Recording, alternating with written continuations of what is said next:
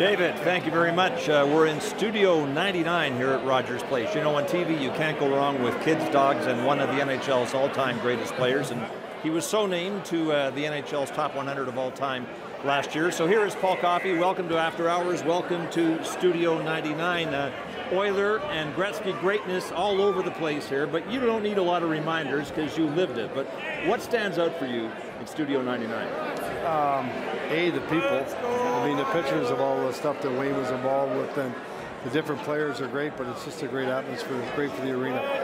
There's $3 million of Gretzky memorabilia in here, and you've got lots of memorabilia as well. Where is most of yours from your Hall of Fame career? Well, it definitely doesn't add up to $3 million. I know that, but I have a lot of stuff at home, a lot of stuff in the basement. All right, let's get to what you're doing now. Louis. You're in player development now, Paul, and number one, how are you enjoying that? And number two, how are the players, do you think, responding to your coaching and advice you're giving them? Well, I mean, probably have to ask them, but I really enjoy it. I mean, there's a lot of people, not just myself, that are trying to bring this organization along. And we've got some real good young players, and we're just trying to add here and there and trying to get them up to speed and get them better. What's the one thing you really, if you were to pick one thing that you would try and get them to try and work on the most, what would that be? Just be quicker, not necessarily just in their skating and their passing and their thinking. I mean, it's a different league up here. It's harder to play, but just they can be a lot quicker, move the pucks faster. So, Paul, finish this sentence then with respect to young players in the system. When you see blank, you'll be really impressed. When you see Connor McDavid skate, without a doubt. I mean, I felt sorry for McNabb tonight. But I'm talking about players you're working with. Oh, players I'm working with. I'm sorry. There's a few.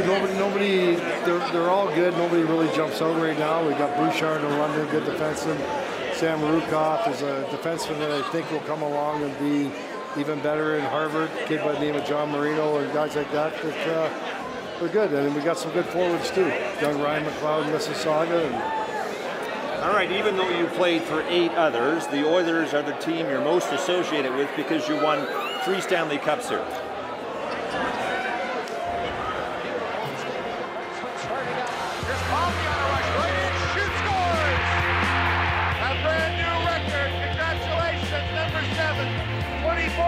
Paul Coffey shatters Bobby Orr's record. Incredible. The Edmonton Oilers, the Stanley Cup champions. So you broke in here in 1980 as a 19-year-old. Is it true that you can't recall much about your first career game in the NHL, which was October 10th here in Edmonton against the Quebec Nordiques?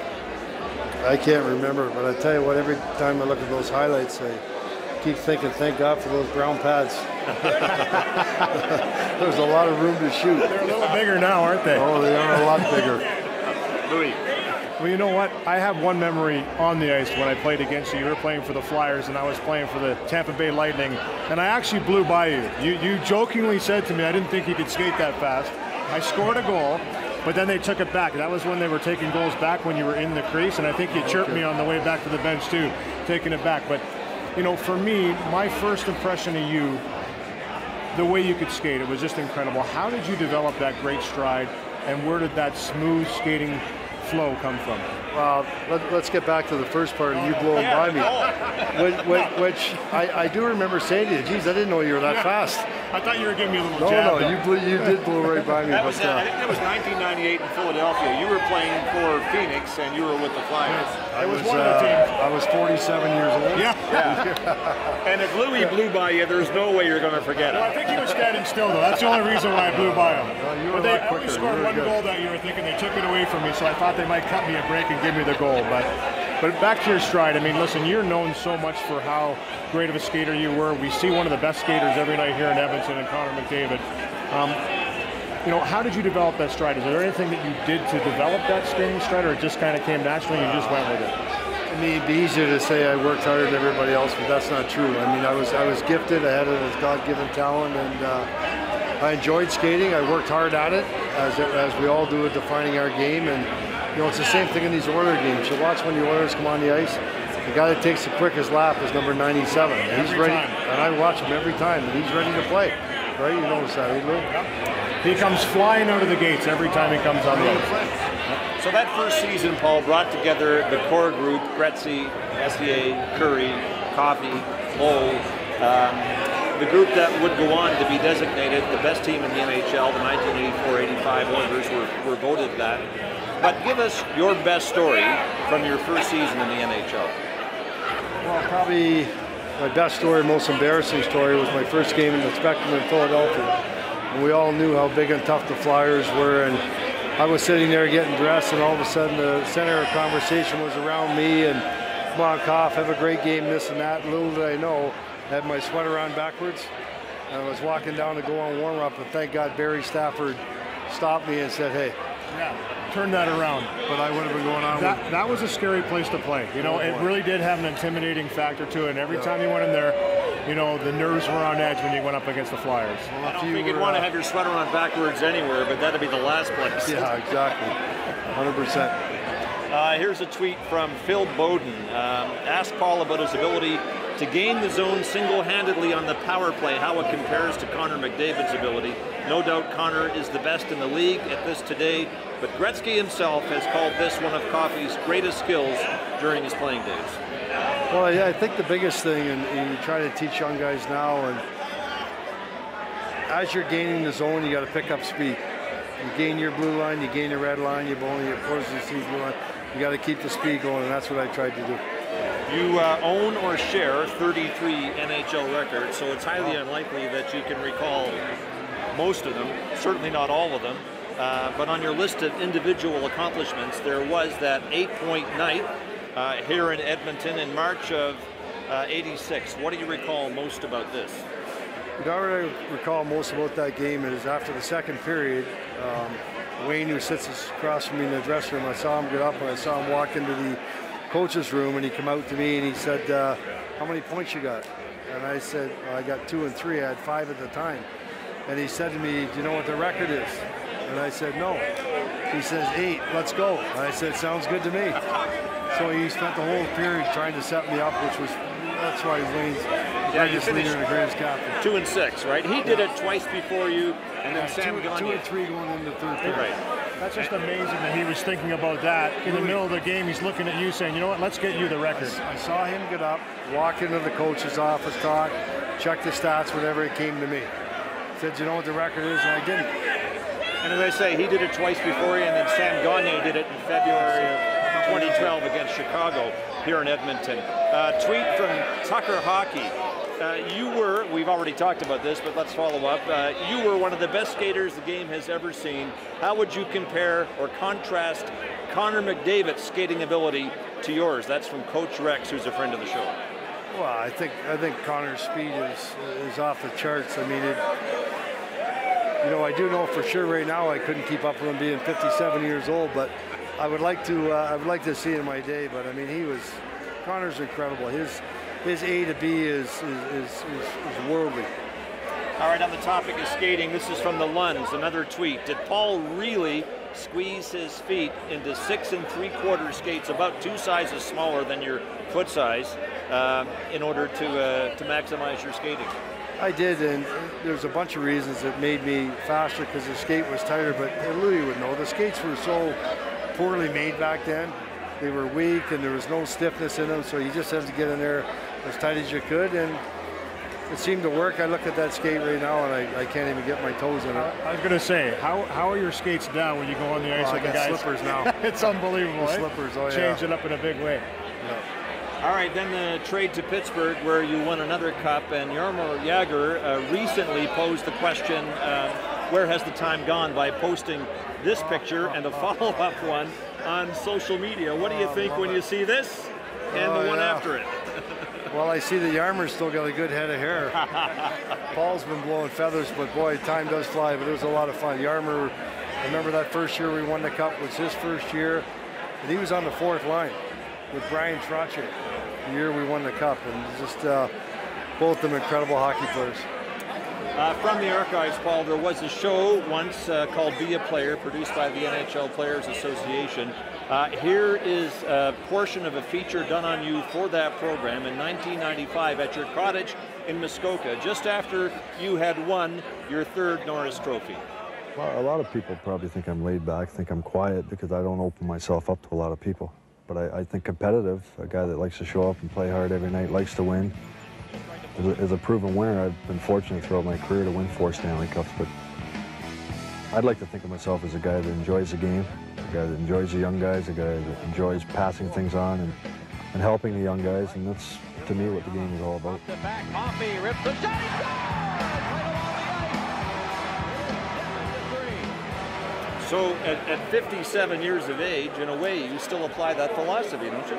Yeah, I mean, that's to me, that's what the game's all about. You need to enjoy. You need to enjoy everything that's around you, especially when you become a veteran player. You need to pass it on to the young guys, and I mean, it's a beautiful game when it's played right. Hard to believe when that feature was shot, you'd already been in the league for 15 years, and you went on to play 6 more. How did you know it was over? I got told. they pretty much tell you, but you know, there comes a point where you can't keep your standards up and play as well as you used to, and when it becomes not fun, it becomes a job, that's when it's time to get out. One of the most interesting pieces of video from that features you and your wife Stephanie holding your newborn daughter Savannah. Savannah's now 23, I think, and sons Blake and Christian were born after her. Blake's 20, Christian's 15. Looking at that beautiful piece of video, does it not seem like your life has been on fast forward? Time flies, man. Apparently when you're having fun, but boy, it does. So you coached Christian's Toronto Marlies team last year. He's playing minor midget for the Marlies this year. You still coaching? Yeah, we got a big, tough game, second place game tomorrow. And then we play the first place team on Tuesday. Yeah, I'm very fortunate. People always ask me about coaching, and it must be fun. You get to add so much and give tips to these kids. But I'll tell you what, every time I walk in that dressing room, I'm learning. It's a real good group of kids, and either the way they play or the way they act, it's a privilege for me. You're flying home tomorrow morning? Yeah. How does your boy respond to you as far as your coaching? I know that sometimes my kid and I used to butt heads a little bit. You know, but he would listen to me, but he'd do it down the road. How's your boy with you? Pretty much the same as you. Thinks you're giving him trouble all the time, yeah, right? you know, but you know, I love doing it. I think hopefully he does too. Here's a tweet from Mike Duggan. Ask Paul about playing for the Dixie Beehives junior team in a rink about 175 feet long. That was a small one. You remember that? Yeah, the old Dixie Arena. Yep, that was, I started playing there when I was 9 years old. Went all the way up, and then interesting enough, when I played Tier 2 for the North York Rangers, I wasn't good enough to play Major Junior A. I went and played Tier 2, and I tried out for the Beehives, the Streetsville Derbies in North York. Was fortunate enough to make all those teams. My dad said to me, where do you want to play next year? Which I wanted to play Major Junior A. And he said, you got to play on the big rink. So Dixie got booted out, and I went to the bigger rink. How many times was one of the greatest defensemen in NHL history cut from teams as a kid? I don't know if I was ever cut. Probably should have been, but I don't think I was ever cut. That's good. Well, you know, you said you weren't good enough to play on some of the teams, but you know what? That is a good message to young kids, right? A player of your caliber had to always continually work to get better, to get to where you got, and that's no different from anybody else in any walk, but especially young people that maybe think they don't have enough. Just keep working at it. Well, Louis, you're bang on. I mean, I say to my team right now, the minor midgets, and I had another team I took all the way up at 15 years old, and everybody's worried and stressed out about the draft right now. And I tell the kids and the parents, all the draft means is you got drafted. Now, yeah, as you know, now the work starts. And from 15 to 22 or so, that's the window when you've got to put a lot back into the game, because there's always somebody else out there who wasn't that flashy as a 15-year-old that ends up making it. They continue to get better. That's the key, right? You know, try and improve all the time. And getting drafted in junior or pro, again, just means you got drafted. It's a start. That's all. It's a start, period. So you're driving home that point, the window from 15 to 22 with Christian, your son, obviously. Yeah, well, there's a lot of distractions, right? There's a lot of stuff going on at 15th. There's the opposite sex. There's partying. There's this and that, and all that stuff's good. But you got to stay focused on the job at hand, which is school for sure, and working hard and listening to your coach. If it happens to be your dad, listen even more. Twice. And the thing is, you brought up another good point. It's amazing nowadays with social media, with the platforms that are out there for these kids to watch and listen and learn. It's in their face all the time, so they're always wanting to be drafted higher, be playing in a better league, and the pressure is on them to be productive, to play. What I think what the young guys need to do, male and female, is you obviously idolize your parents. You should idolize parents. You should respect your parents. But find somebody. If hockey's your sport, find somebody. If Connor McDavid's your favorite, learn everything that he does. He's the first guy to the rink in the morning, takes that fast lap around the ice, eats properly, rests properly, doesn't cheat the game. You need to have somebody to look up to rather than being on that phone all the time and doing all the other stuff to do. My favorite was Dave Keon. Yeah, I love Bobby Orr, but the guy next door was a Bruin fan, so I couldn't like Orr. Davey Keon was my guy. And what parts of Davey Keon's game did you try to emulate?